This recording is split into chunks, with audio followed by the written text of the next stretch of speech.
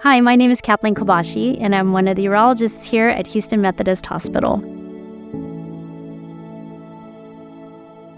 Stress urinary incontinence can occur with coughing, laughing, jumping, or exercise, and it's usually a problem with the valve muscle. It's like a leaky washer in a faucet, so the valve muscle is just not quite tight enough to overcome the pressure, and so we have to do something to tighten it up.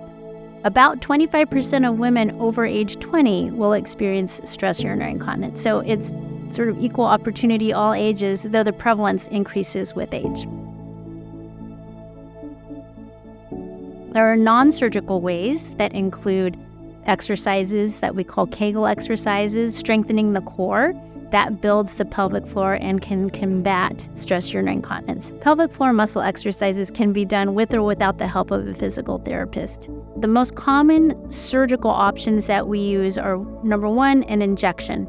So if you think about bulking, just like people put filler in their face or in their lips for cosmetics, we can actually inject right into the urethra also and plump it up. So it just causes a little tightening of the tube that you urinate through. The other way to do a surgical procedure that's very common is to put an actual hammock that we call a sling underneath the tube that you urinate through. So it actually gives a little support and a backstop to the urethra. So when you cough or strain, it doesn't descend, it doesn't fall down, it kind of closes on itself.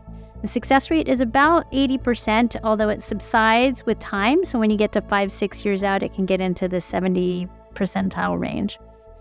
Now, the most common type of material that we use for slings is called polypropylene mesh. But rather than being tightly woven into a fabric, it's loosely woven into this netting that your tissue can grow into the holes and anchor it in place.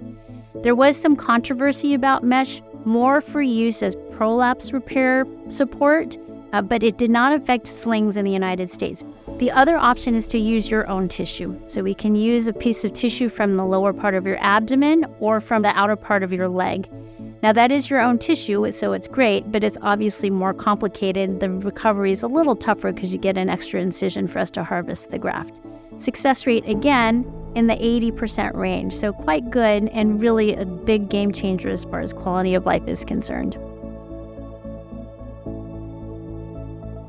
For men, we can do slings, or more commonly and more successfully, we do a thing called an artificial urinary sphincter. So it's actually a synthetic, it's a prosthetic, it's made out of silicone, and it's like a water-filled cuff that we put around the urethra and a little pump that's placed in the scrotum. When the water's in there, it's tight. And when you have to urinate, you can pump that water out of that, and it opens the tube very temporarily, and then it automatically fills itself. So your bladder can empty, and then the tube tightens up and causes a little extra resistance. So those are very successful treatment options that are available and that we offer here at Houston Methodist Hospital.